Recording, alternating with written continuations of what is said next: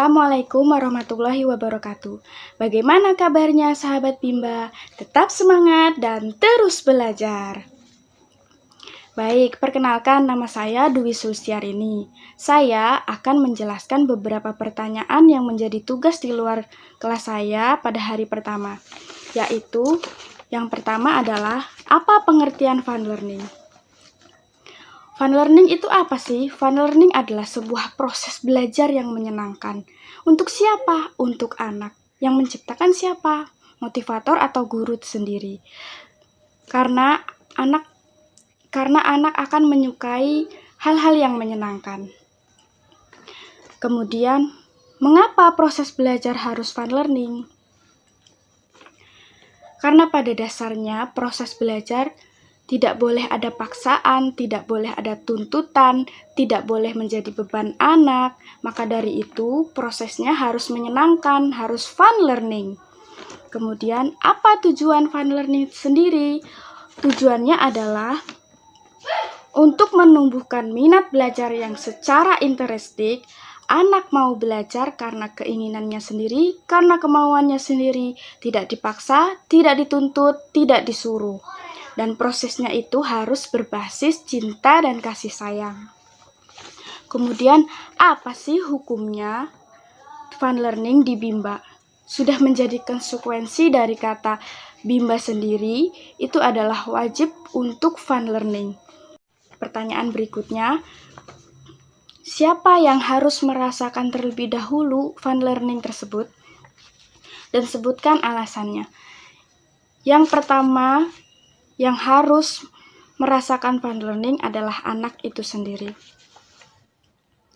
Karena apa?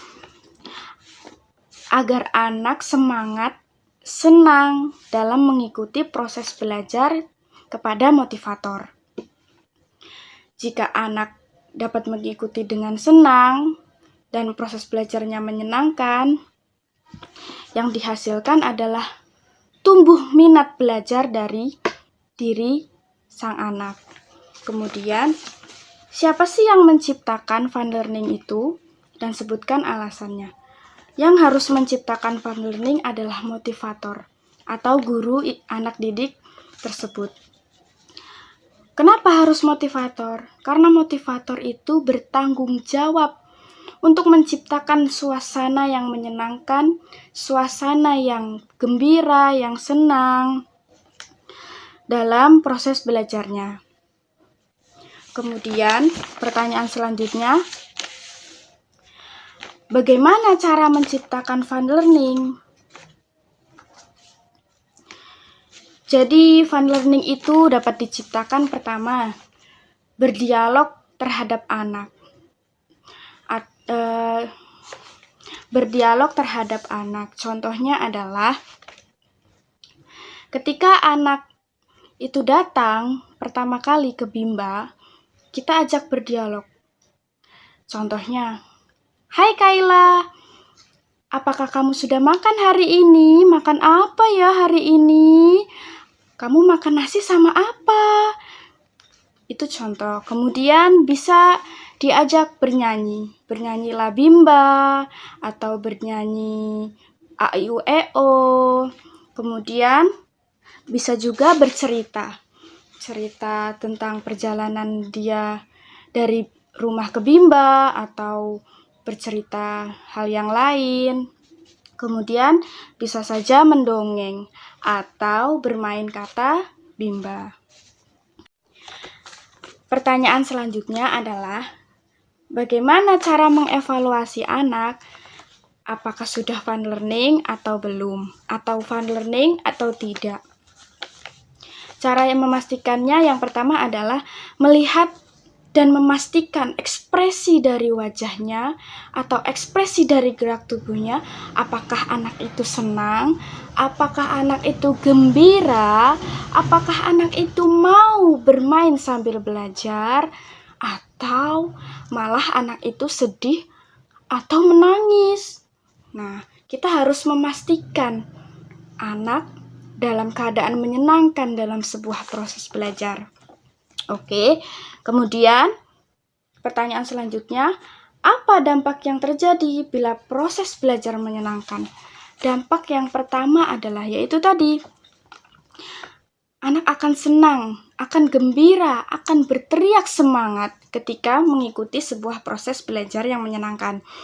Kemudian, anak akan mau datang kembali ke Bimba. Terus, kemudian durasi kegiatan belajar anak akan meningkat tanpa ada paksaan, tanpa ada tuntutan, tanpa ada suruhan. Kemudian pertanyaan yang terakhir, apa dampak yang terjadi bila proses belajar tidak menyenangkan? Yang pertama, anak menjadi bosan sekali dengan belajar.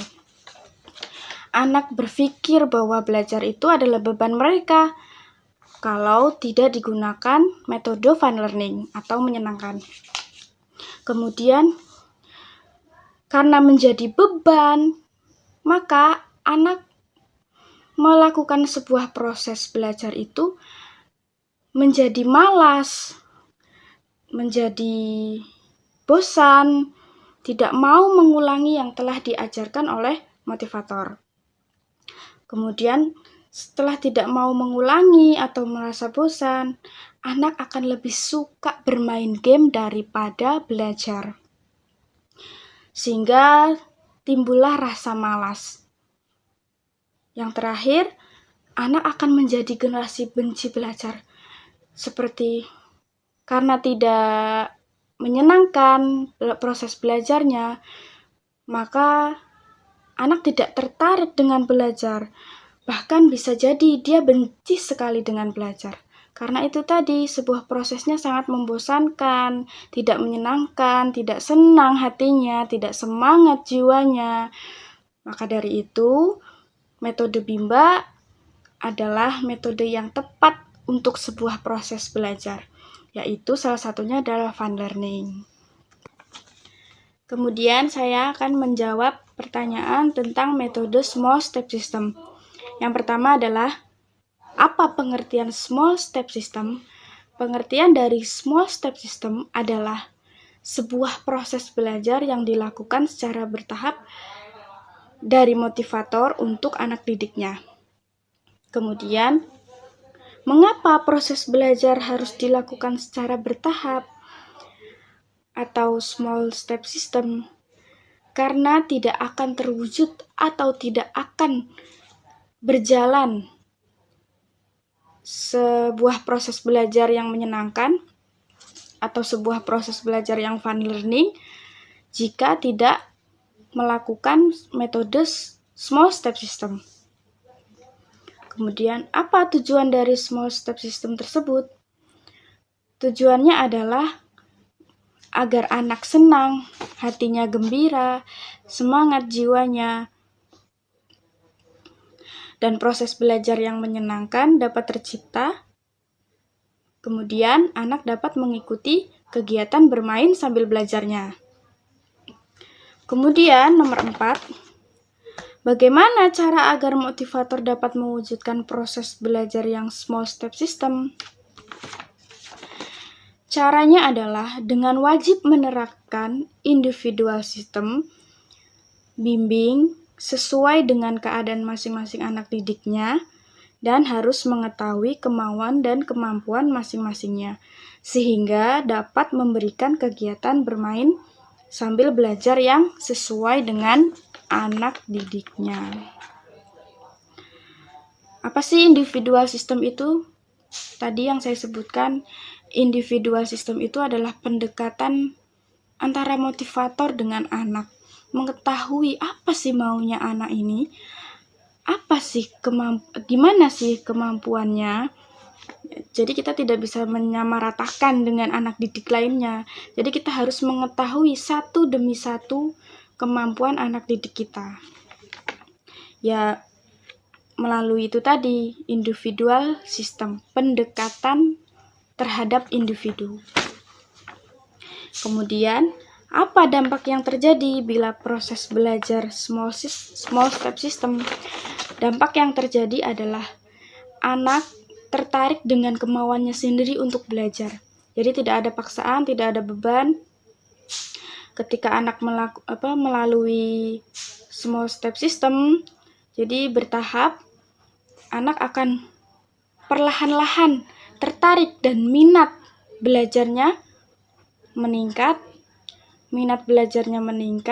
Karena apa tadi? Karena dilakukan secara bertahap untuk menciptakan fun learning. Pertanyaan yang terakhir adalah, apa dampak yang terjadi bila proses belajar tidak small step system? Dampak yang terjadi adalah tidak ada ketertarikan dari diri anak untuk melakukan sebuah proses belajar. Tidak ada, sebuah proses belajar itu tidak menyenangkan. Jadi motivator pun juga tidak tahu apa kemauan anak didiknya, bagaimana kemampuan anak didiknya, bagaimana keadaannya, juga tidak mengerti jika tidak dilakukan metode small step system. Baik, itu saja yang dapat saya sampaikan. Kurang lebihnya mohon maaf. Terima kasih. Assalamualaikum warahmatullahi wabarakatuh. Salam Bimba. Tetap semangat dan terus belajar.